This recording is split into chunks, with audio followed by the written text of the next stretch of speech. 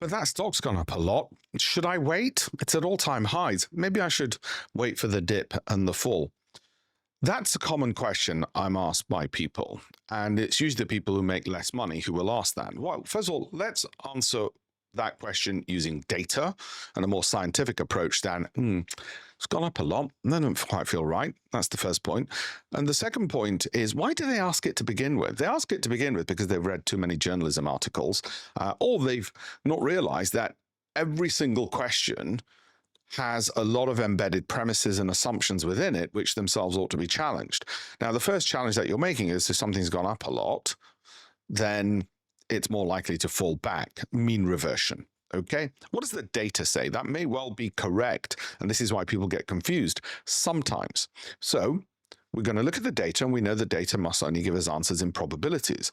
So in all probability, with undervalued companies which are growing, or high growth companies which have consistently outperformed and have low volatility to the downside, so whenever they fall, they tend to rebound up. What does the data say in that case? Because obviously we want those kind of quality companies to begin with. We're not going to try and solve the question for rubbish companies. We want quality companies. But what it suggests and what it says is actually momentum, in other words, things which have hit all-time highs, are more likely to persist doing so with quality companies than not. And those who wait for the pullback often end up at the train station. It's like the person who says, oh, that train's leaving, but I'm not going to jump on because I'm sure it'll come back. And then they're left waiting at the train station.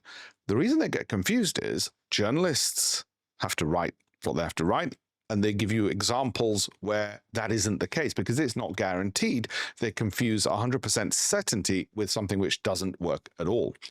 If you want to put the odds in your favor, you actually should be indifferent, especially when you're investing over a long term. We're not talking about trading, investing over a long term.